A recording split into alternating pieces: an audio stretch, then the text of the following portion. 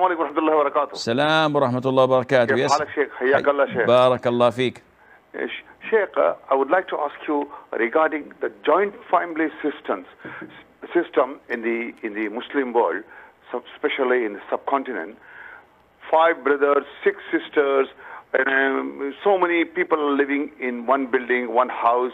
Then their grown-up children coming between mixing and all these things. Sometimes the mother-in-laws of the girls are controlling her.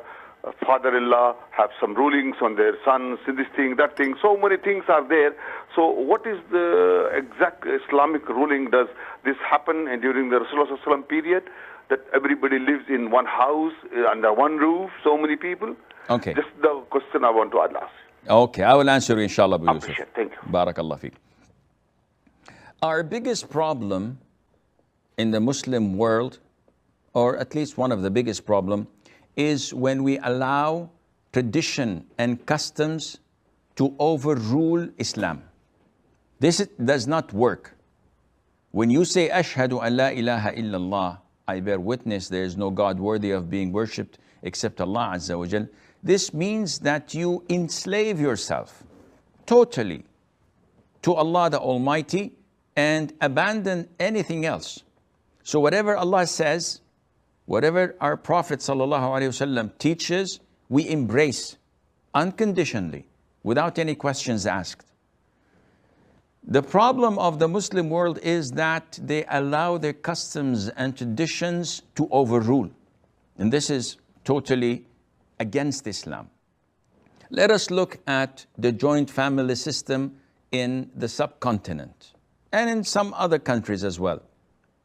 The father and the mother do their level best to upbring their children, and once the boy is a man and is looking forward to getting married, they look for a suitable spouse for him that would come and live with them. And in most of these joint family houses, you will find that the mother of the boy looks for a suitable maid that suits her, regardless of what her son wants or desires. She doesn't care. All what she cares about is that this woman who is coming to live as a wife of my son would serve me, serve my husband, and serve my daughters as well. And I have hundreds of complaints from such women who got married and are being abused by their mother-in-laws, by their sister-in-laws, and are not living an Islamic life. They have their brother-in-laws who are themselves married and have children, and their children are adults. And they live in a 4 or 5 rooms house.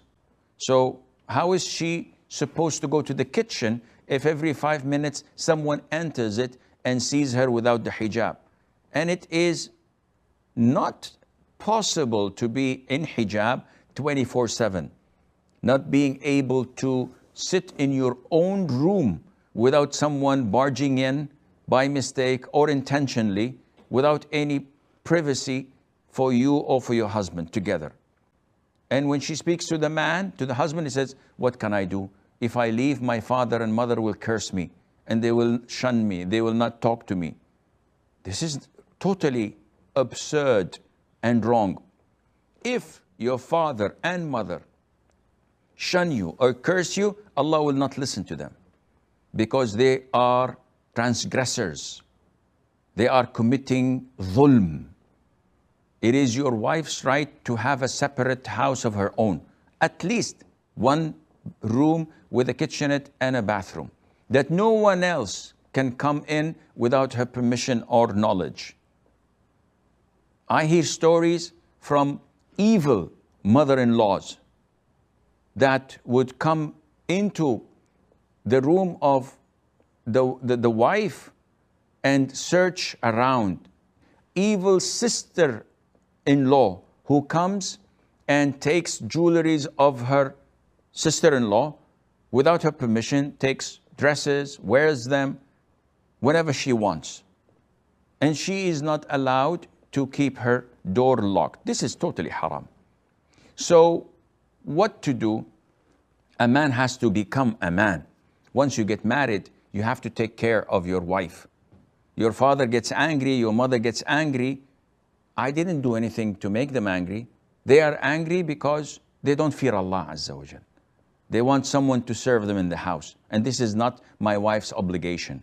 I married a free woman and she will remain to be free and not a servant or a slave to them.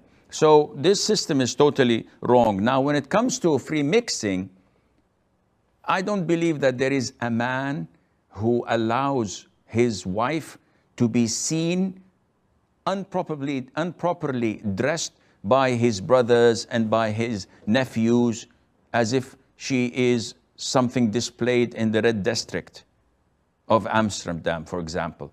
No, this is totally prohibited. You have to have jealousy.